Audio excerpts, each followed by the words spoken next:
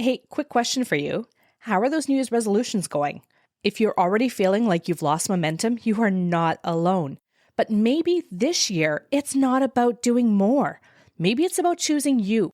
What if your only resolution was to start building healthier relationships with others and with yourself? That's where my book, Enough As I Am, comes in. It's this gentle guide for anyone who's ready to break free from people-pleasing, set boundaries without guilt, and finally feel good enough without having to earn it. Because the best investment that you can make is in your healing. So grab your copy of Enough As I Am on Amazon. I'm going to include the link in the show notes. Now, on to the episode. Have you ever had someone in your life who comes to you with the same problem over and over again?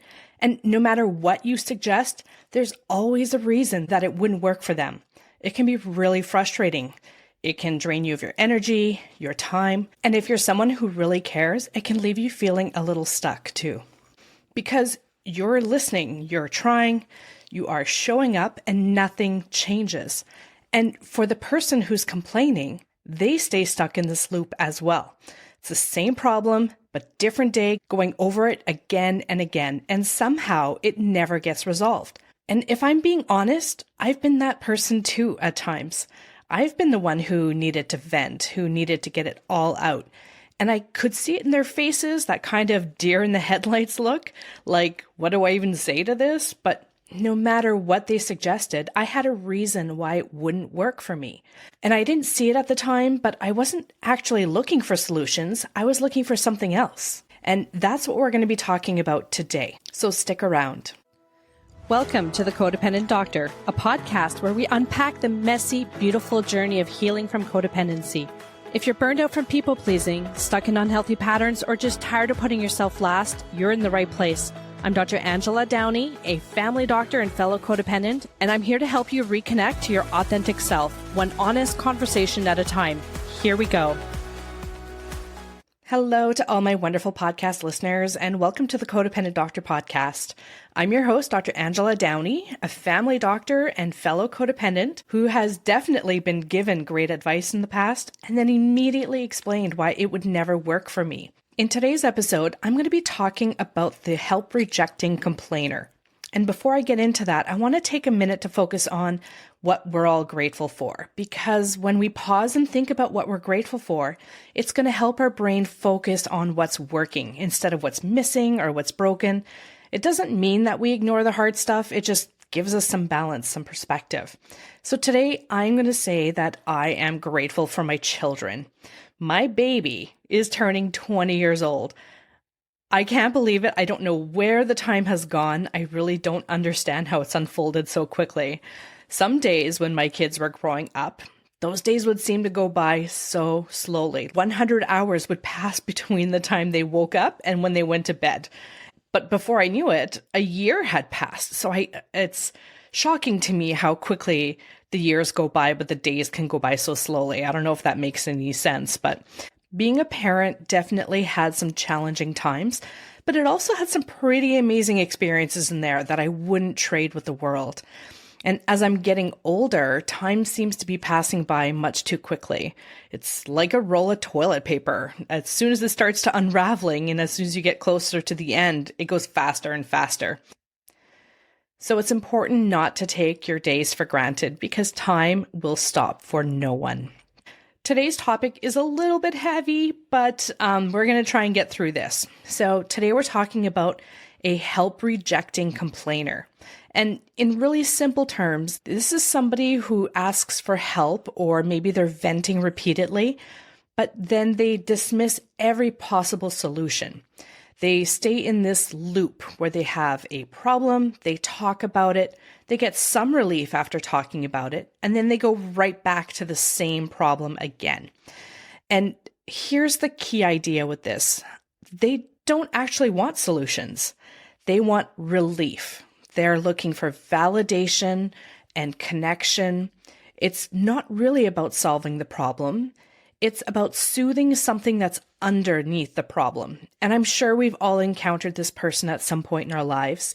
If you've managed to create really good boundaries for yourself, maybe this is just the occasional acquaintance or coworker, someone that you don't see very often. But for a lot of us, this isn't just a distant person. This is usually a family member, it's a partner, or maybe even our kids.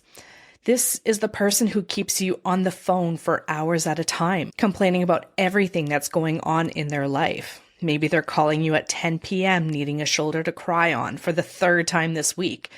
They depend on you to hear their complaints, and sometimes you can't help but offer advice, even when it's not asked for, as we tend to do. But for a lot of the time, they are asking you for advice. They're asking, what should I do? And you start thinking it through. You're putting your time, you're putting effort, you offer something thoughtful. You're normally giving something practical, and then you realize you're probably the third person that they have talked to today about this already. And they've likely heard of all this already, and they've probably thought about it themselves. And still, they think of reasons why these solutions would not work. There's always an excuse. Their situation is different. They can't do that for some reason. It's just not that simple. And this can be really frustrating because deep down you really care and you're trying hard for this person. You really want to help. But if you're in a close relationship with someone like this, over time you are going to burn out. And if I'm being really honest with you, this person is not going to change, at least not right now. They're not ready because they don't actually want a solution. They want some kind of relief. They want validation. They want connection. It's not about solving the problem. It's about needing you to soothe something just below the surface. And if you don't recognize that, if you keep showing up, trying to fix it, trying to solve it, trying to say the right thing, you're going to end up feeling completely drained. Like your energy is just being pulled right out of you over and over again. This is the emotional vampire that shows up in our lives. So what does this actually look like in real life? Because once you see it, you really start to see it everywhere. It might be a friend who's constantly complaining about their partner. He's such a jerk. He did this again. He ignores my texts for days. He's always out with his friends. Maybe I keep lending him money and he never pays me back.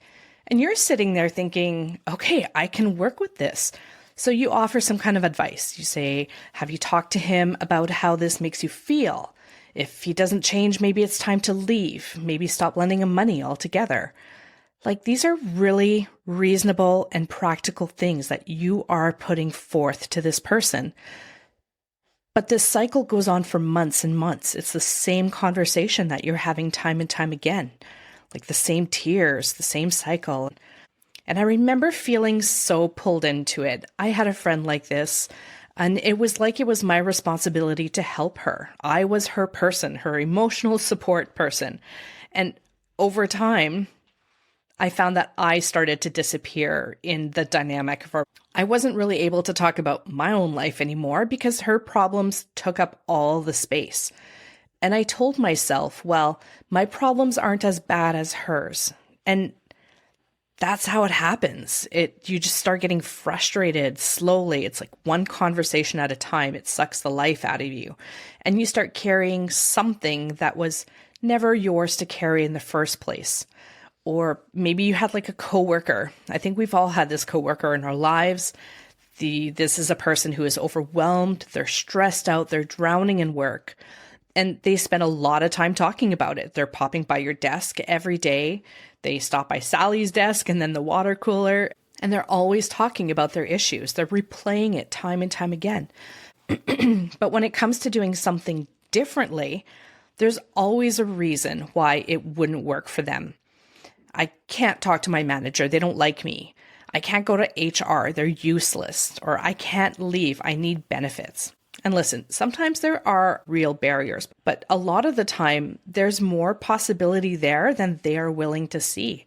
And we all get pulled into trying to problem solve for them, trying to find the angle they haven't considered, trying to fix something that they're not actually ready to change.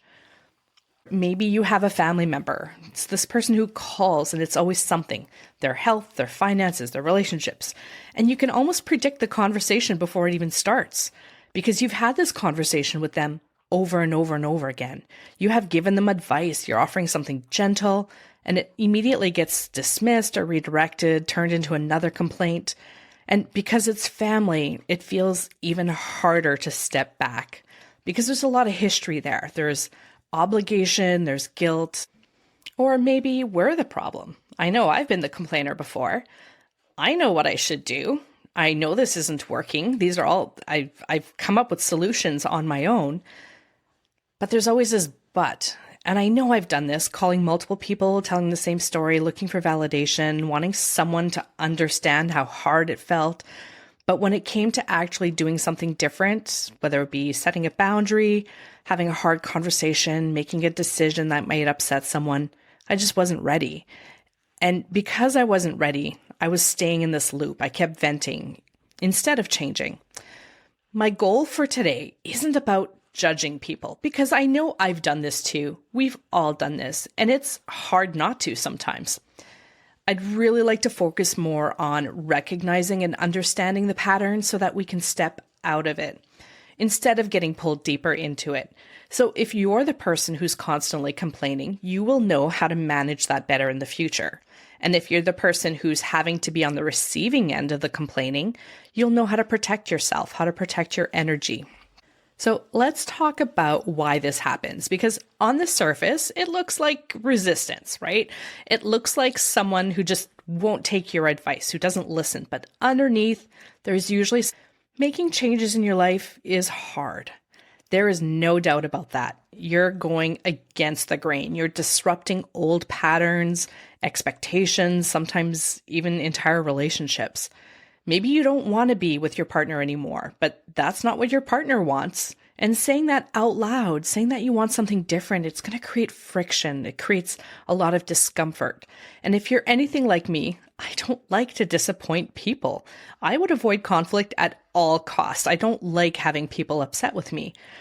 And you don't want to be the reason that things fall apart. So instead, you think it's easier to just stay.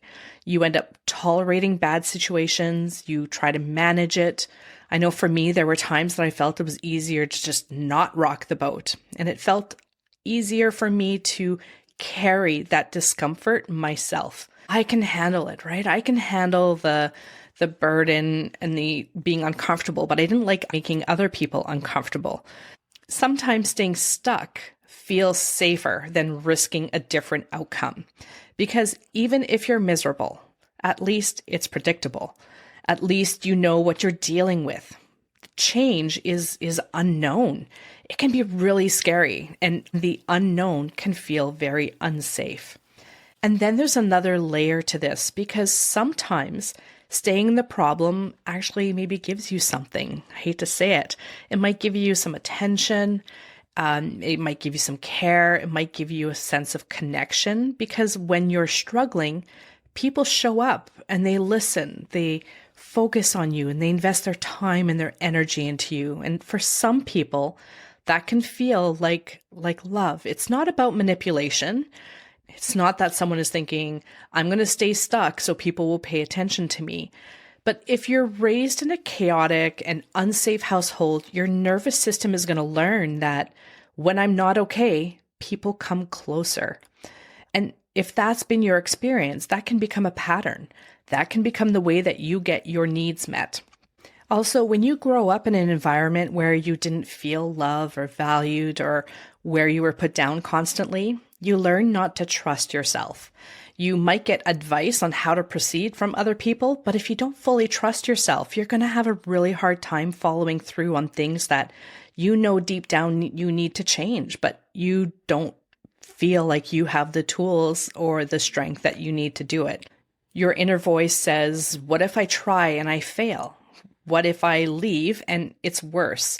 What if this is the best that I'm ever going to get? What if I'm not actually capable of something better? And when that is running in the background of your mind, it makes sense why someone wouldn't take action, because action feels risky. It exposes you. It makes you vulnerable. And maybe sometimes being the one who is struggling, the struggling one, becomes part of your identity. It becomes part of your story. You start thinking, if things always go wrong for me, if I'm just unlucky, if nothing ever works out, then why would I take a chance? Why would you even try if you felt deep down that you would fail every time you took a chance? And you're already expecting to fail. These beliefs don't just come out of nowhere. These are learned beliefs. Maybe it comes from your childhood, maybe things that were said to you or ways that you were treated. Maybe you were called stupid, being told that you're not good enough, feeling like you had to prove your worth or that you weren't worthy of love. These messages, they're going to stick. They're often so much louder than any of the positive comments you might have gotten. So even when someone offers really good advice, logical solutions, there's a part of you that thinks, what's the point? That wouldn't work for me. So you don't follow through. Your friend is on one end saying, I can't understand why they choose to stay in that relationship. And they're getting frustrated by having to hear these same conversations. And you're not following through because you're frozen by fear. I want to pause here for a really important distinction because not every situation is the same. If someone is in an abusive relationship, leaving is not just emotionally hard, it can be really dangerous. In fact, one of the most dangerous times is when someone decides to leave the relationship because the other person may feel like they're losing control and they have nothing to lose by coming after you now. So if you're listening to this and you're in an abusive situation, your fear is valid. Your hesitation makes total sense. And this is not something you need to figure out alone. It's really important for you to have a plan to reach out to supports, whether that's a shelter, law enforcement, or someone you trust that can help you stay safe. So I want to be really clear. This conversation is not about blaming people for staying stuck, but it's about understanding that there are real and complex reasons why change doesn't happen. And when you start to see those layers, you can approach it with more awareness and a little more compassion for them and for yourself. This episode includes a paid partnership with BetterHelp. 3 years ago, I hit a wall. I was so burnt out that I walked away from my family practice. I thought I hated it and might never go back. But what I really needed was to face my people-pleasing, the chronic guilt, and the fear of conflict that had been weighing me down since childhood. It took a lot of therapy to work through those roots, but because of that, I'm able to come into medicine in a way that I actually enjoy again. That's why I believe that therapy is crucial, not just when you're in a crisis, but for staying grounded and being the best version of yourself. I've been working with a credentialed therapist through BetterHelp, and it's been such a supportive part of my routine. After each session, I feel clearer and stronger. BetterHelp makes starting therapy easier. You fill out a short questionnaire and get matched with a therapist quickly. And if it doesn't feel like the right fit, you can switch anytime at no extra cost. With over 7,000 reviews and a 4.3 rating on Trustpilot, it's a platform that you can trust. Click the link in my show notes, betterhelp.com/Dr. Downey to get 10% off your first month. So if you are on the receiving end of the help rejecting complainer, it can be really tough, like really tough. You have become that person getting emotional phone calls several nights a week,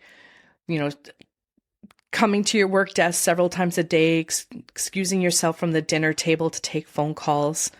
And you're a caring person. I know you are. You answer the phone, you listen to these complaints, and you're showing up for your friend or your family member or whoever it is. But those conversations, they start to feel like they go in circles. It's the same problems, the same frustrations, the same outcome over and over again. And it can be emotionally draining. It's really heavy, and you can feel that in your body. You might start to feel frustrated, burnt out, maybe even a little apathetic. You might notice yourself thinking, I don't even know what to say anymore. I can't come up with new ideas. Or, why are we still stuck here? We just had this conversation 2 weeks ago. And then right behind that, you feel guilty because you care about this person. So instead of pulling back, maybe you lean in even harder. You try more, you come up with more solutions, you re-explain yourself, and you think, Maybe I just haven't said it the right way yet. Or if I explain it differently, if I find the perfect words, they're finally gonna get it. So now you're over giving advice, you're over explaining, over supporting, you're over invested. And slowly, without maybe even realizing it, you start to feel responsible for their change. Like it's somehow your job to fix their situation, to help them see clearly and move forward. And this is where codependency really shows up, because helping starts turning into fixing. And fixing sometimes can feel like love, but it comes at a really high cost. You're investing your energy, your time, your emotional capacity. And I've been there too, in conversations where people do nothing but complain, and it's heavy. It doesn't feel good. You feel bad for them, and you get pulled into their world, into their story and their drama, into their emotions. And you try until you're exhausted. Honestly, I'm feeling tired just even thinking about it. It's so draining. And here's the part that's really important to understand, is that this dynamic, it only works because there are two roles being played here. There is the person who feels stuck, and then there's the person who keeps trying to rescue them. And for a lot of us, you know exactly which one you are. We are the helpers, the fixers, the ones who step in, who carry more than we should, who believe that if we just try hard enough, we can make a difference. But this is where we get caught, because we confuse helping with being responsible. We confuse caring with overextending ourselves, and we forget that this is someone else's growth. This is someone else's problem. It is not ours to carry or to control. And that is a really hard shift to make in our minds, especially when you've built part of your identity around being the one who shows up, who fixes things, who makes things better. But if you don't start to see this pattern, it will keep pulling from you over and over and over again. When it really comes down to it, there is nothing that you can say or do to make this person change. They are not ready to change. And I know that's hard to hear, because part of you wants to believe that if you just say it differently, if I just care a little bit more, try a little harder, maybe this time it's going to stick. It's going to land with them. But if they're not ready to change, they're not ready. And there's nothing that you can say or do that is going to force that readiness. And it sucks, because you care and you don't want this person in this situation. You feel for them. You can see the solution so clearly from the outside. It feels obvious. But here's the reality. You have no control over the situation. You have no control over another person. You can't make decisions for them. You can't be the one who goes to their house and breaks up with their boyfriend on their behalf. If they want something different, they have to be the one to move towards it. Now, if they come to you and say, I'm ready, I need help taking the next step, then that's different. That's where support can really be helpful. But if they're not there yet, you're pouring energy into something that you don't have control over. And most of the time, anything you're saying, it's already crossed their mind. They've thought about it. Maybe they've heard the same solutions from multiple different people. They're just not ready to act on it yet, because readiness matters more than advice. Insight is not going to equal action, and you can't work harder than someone else to fix their life. This is something that I struggled with a lot as a physician. I would get so invested in my patients. I cared deeply about what was going on with them. I would give advice, prescribe medication, spend lots of time laying out a clear plan, sometimes writing it out. And then I would get frustrated when they didn't follow through. And I had to learn this the hard way. If someone has diabetes, I can talk about nutrition, I can prescribe medications, I can explain all the risks. But if they're drinking 2 liters of Coke every day or not taking their medication, there's nothing that I can do to force that change. But I found myself trying anyway. I would call them to remind them to do their blood work. I would follow up more often than I needed to, almost begging them to take care of themselves. And honestly, I was going a little bit nuts because I was trying to take responsibility for something that wasn't mine. And it wasn't until someone said to me that they have to be responsible for their own health. You can't work harder than them. And that's when it really clicked for me that my role was to provide information, to offer support, to help when it's asked for, but I can't step into someone else's life and try and take over. I can't care more than the other person does. And this is where codependency shows up, because as a codependent, I would rush to rescue, I would overfunction. And just overfunctioning is when you take on too much responsibility in your relationships, always fixing problems, managing emotions, or handling tasks that they should be doing for themselves. I have a whole chapter on this in my book, Enough as I Am, if you want to have a better look at that. I wanted to be everything to everyone.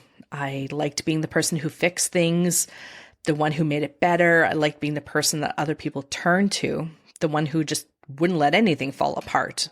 And I was exhausted. I was completely exhausted. I had hit a wall because I wasn't taking care of myself anymore. I was so focused on everybody else and everybody else's problems that I had nothing left for myself. And that's the cost of staying in this pattern. You lose yourself in the process, trying to fix something that was never yours to fix in the first place. So for me, I really had to learn to step back. I had to stop taking responsibility for other people's problems. And that was a big shift, because for a long time, I thought that that's what caring for another person looked like. I thought if I cared about someone, I should be helping them fix things. But stepping back doesn't mean that you're abandoning people.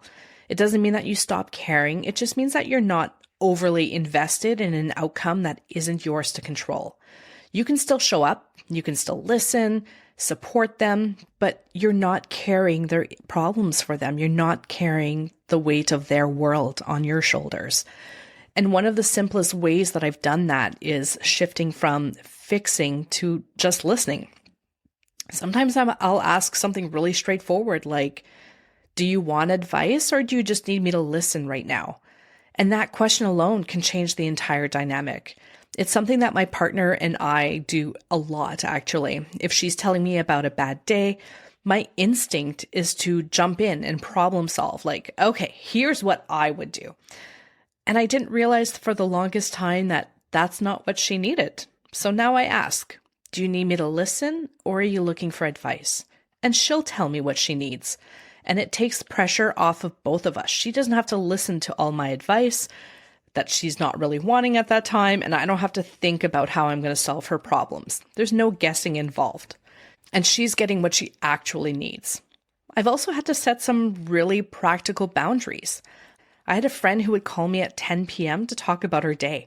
And I get it, she was having a really hard time. But I started noticing that after those calls, I was a little frazzled. My mind was racing on how I was going to try and solve her issues. I wasn't sleeping well, and it was really affecting me the next day. So I had to say something. I told her, I'm really sorry that you're going through a hard time. I really care about you, but I've realized I need to stop taking calls after 9 p.m. because it's really affecting my sleep. And that was really uncomfortable for me, but it was really necessary at the same time. I've also had to create boundaries around being a doctor and what my life would look like outside of work. I had friends who would casually bring up symptoms like urinary tract infections or sore knee or new medications. And I never knew, are we just chatting here or are you actually asking me for some kind of medical advice? And it got to the point where I felt like I was working all the time. So I created some structure around that. And now if someone has a medical question, I've asked them to tell me directly. They say something like, can you put your doctor hat on for a second? And that was something that I had to teach people. I had to tell them to tell me to put my doctor's hat on because it creates clarity. They're making a conscious decision to ask for help. They know that they're asking for your time and your energy. It's not just something that's casually brought up. And I get to decide if I have the capacity to step into that role.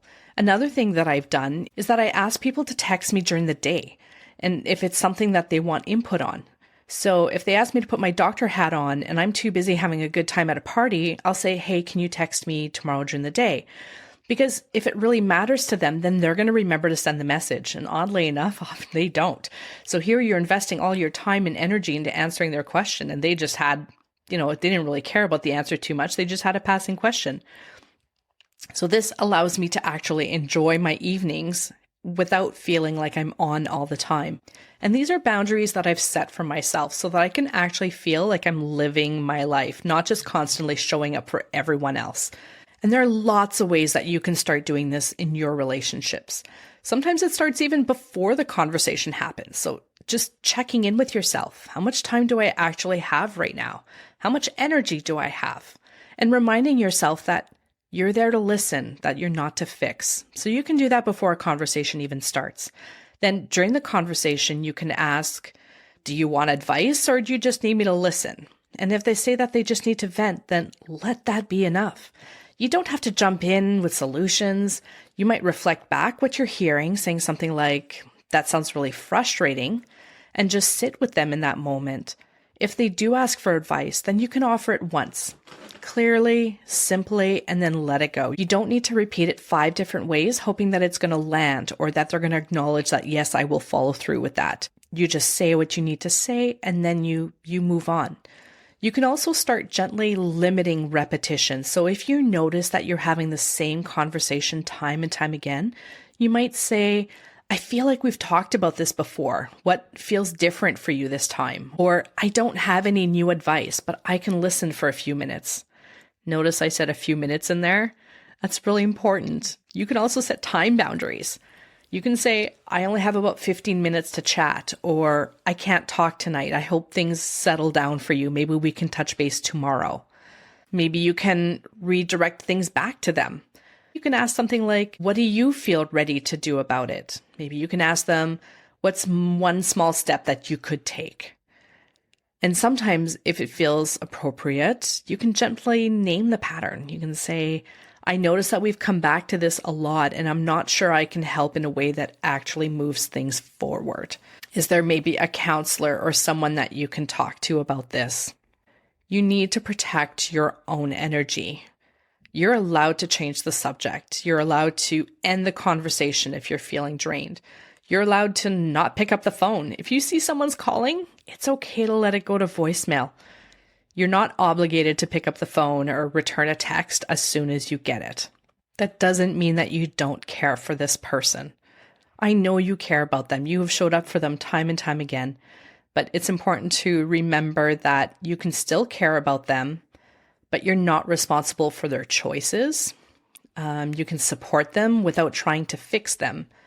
And sometimes the most loving thing that we can do is to stop trying to fix someone who isn't ready to change, because helping isn't the same as holding it all for them. That is all that I have to say about this today. Thank you for hanging out with me. If you liked the episode, I'd love it if you would share it with someone you love who needs to hear it. Heck, share it with the whole world, because I would like to help more people out there. I'd also really appreciate it if you would be so kind as to follow me and maybe leave a comment. I'm most active on Facebook at The Codependent Doctor and Instagram at Dr. Angela Downey. I wish you all a great week as you learn to foster a better relationship with the most important person in your life, yourself. I'm going to talk to you again soon with another episode of The Codependent Doctor. Take care for now. You've got this. Thanks for spending time with me today. I hope something in this episode resonated with you. If it did, hit follow, subscribe, or share it with someone who needs to hear it today. The Codependent Doctor is not medical advice and doesn't replace speaking to your healthcare provider. If you're in a crisis, please go to the nearest ER or call 911 or reach out to your local mental health helpline. I'll be back here next week with more support, stories, and strategies, because we're healing together. My new book, Enough As I Am, is finally here, and it's available on Amazon. This is a healing workbook for anyone navigating people-pleasing, guilt, or self-abandonment. It's filled with practical tools to help you build boundaries and reclaim your self-worth. And I have also created a companion 365-day journal called Enough As I Grow, with daily prompts to guide you through your healing journey one day at a time. Enough As I Am and Enough As I Grow are both available on Amazon. The links are in the show notes.